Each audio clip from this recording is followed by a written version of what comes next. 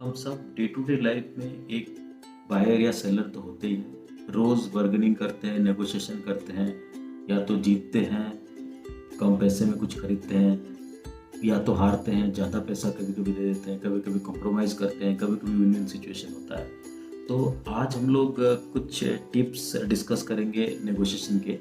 तो first of all, क्या क्या टिप्स हैं?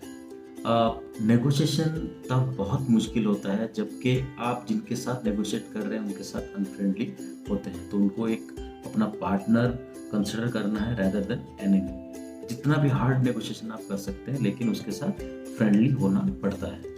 देन आपके जो इश्यूज हैं, आप उससे बहुत ज़्यादा फ्रेंडली हो या फिर बहुत ज़्यादा उससे दुश्मनी हो, अगर आप जानते हैं तो ये दोनों इश्यूज को आप सेपरेट करके उनसे बात करें। सेकंड पॉइंट होता है कि सपोज एक ही चीज़ को बहुत सारे लोग चाह रहे हैं, लेकिन एक ही चीज़ में बहुत लोगों का इंटरेस्ट अलग अलग है। तो आपको इंटरेस्ट के हिसाब से जानना पड़ेगा कि आपको उसमें कितना मोल लगाना है। जस्ट लाइक एक कोई सपोज चिकन लेना चाहता है, और चिकन में फ्लैश हो सकता है, बोन पीस हो सकता है, जो उसका गला होता है वो हो सकता है। तो हो सकता है कि सबको वही चिकन चाहिए, उतना सीमित ही है, लेकिन उनमें से कुछ लोगों को अलग अलग इंटरेस्ट है, अलग अलग चीज़ चाहिए, तो उस हिसाब से वो उसका नेगोशिएशन करेंगे। देन फोर्थ होता है कि लोगों को बहुत सारा ऑप्शन से चूज करना पसंद है। तो आप एक एक प्राइस होता है, इसका ये क्वालिटी है, ये इस वैरायटी का है, ऐसे बहुत सारे ऑप्शन दे के उनमें से चूज करवाना ज़रूरी होता है नेगोशिएशन के लिए।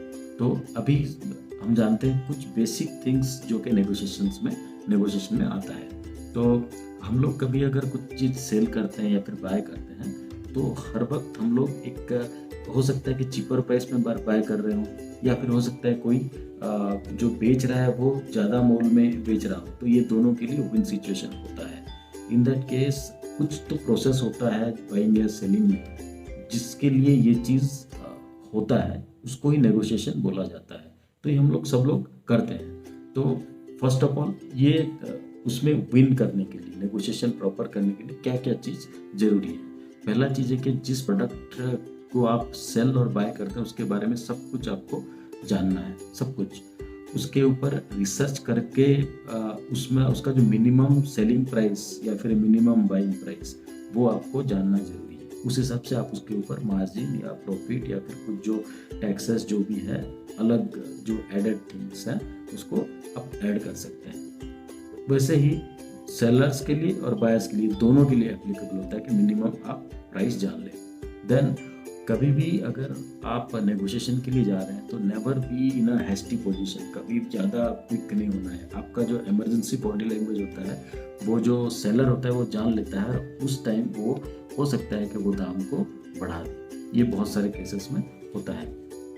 और एक चीज़ होता है, कभी भी जो प्राइस होता है, आपको पहले ही मीटिंग में अगर पहले ही इंस्टेंट में अगर कोई पूछे कि प्राइस क्या है, तो इमीडिएटली उनको आपको प्राइस डिस्क्लोज नहीं करना है। पहले उनका एक्सपेक्टेशन पूछना होता है, उसके बाद आप एक काउंटर प्राइस उनको दे सकते हैं।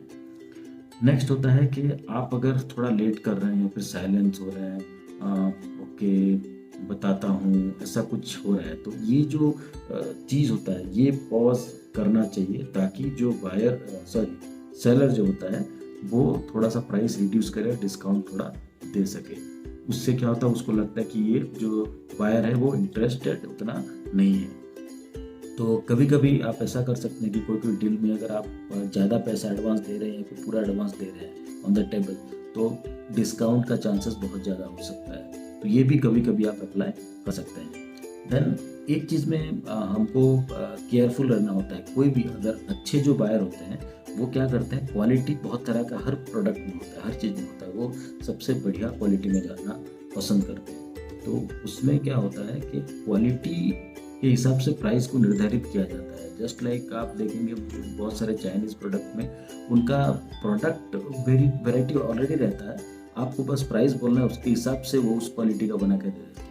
तो कुछ भी हो जाए, क्वालिटी में कॉम्प्रोमाइज़ नहीं होना चाहिए बिकॉज ऑफ प्राइस। ये एक अच्छा हार्ड नेगोशिएटर जो होता है उसका क्वालिटी होता है कि वो क्वालिटी वाला सबसे बढ़िया क्वालिटी लेता है, उस पर नेगोशिएट करता है, ना कि वो ये भूल करे कि कम वाला क्वालिटी का थोड़ा कम प्राइस में लेके वो नेगोशिएट कर दे और क्लोज कर दे।